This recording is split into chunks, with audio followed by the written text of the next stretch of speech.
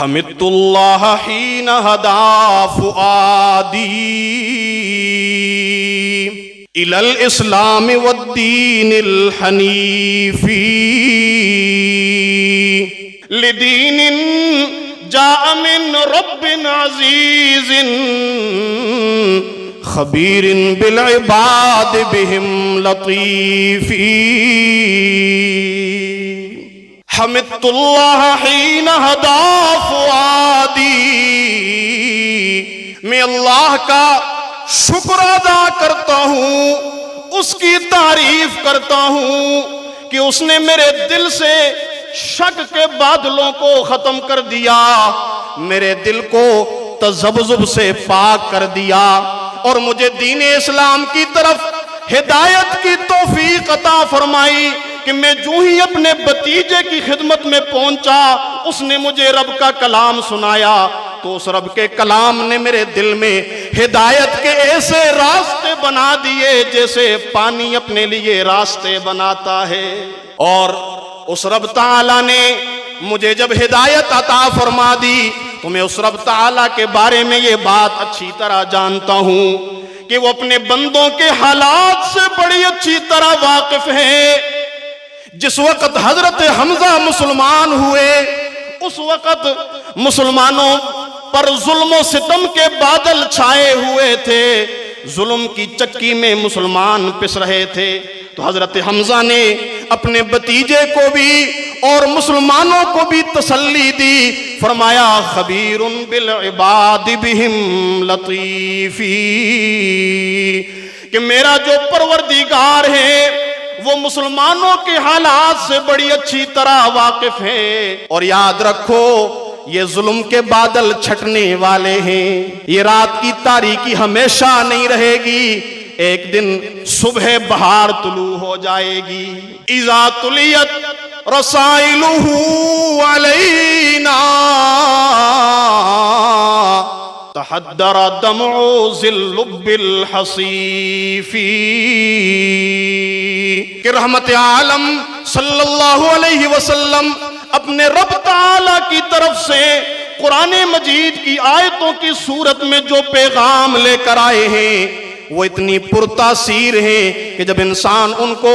بگوش ہوش سنتا ہے، انابت کے ساتھ سنتا ہے،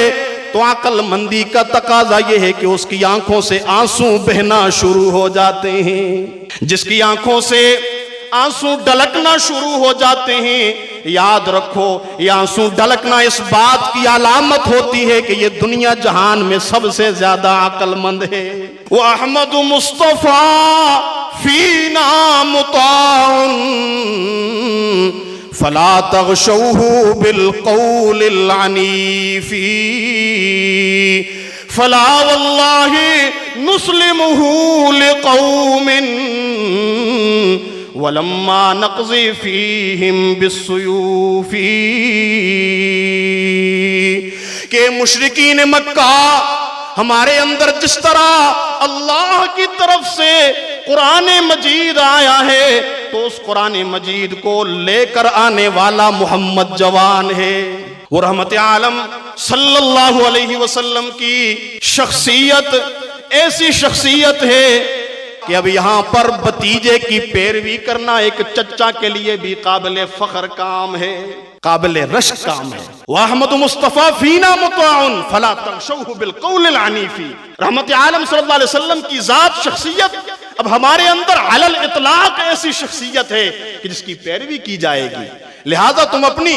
ترش باتوں کے ذریعے سے، اپنی گستاخیوں کے ذریعے سے، سب و شتم کے ذریعے سے رحمت عالم صلی اللہ علیہ وسلم کے پیغام کو چھپا نہیں سکتے۔ اور یہ بھی یاد رکھو تم رحمت عالم صلی اللہ علیہ وسلم کا مقابلہ کرنا چاہتے ہو، آپ کے راستے میں روڑے اٹکانا چاہتے ہو، رب کعبہ کی قسم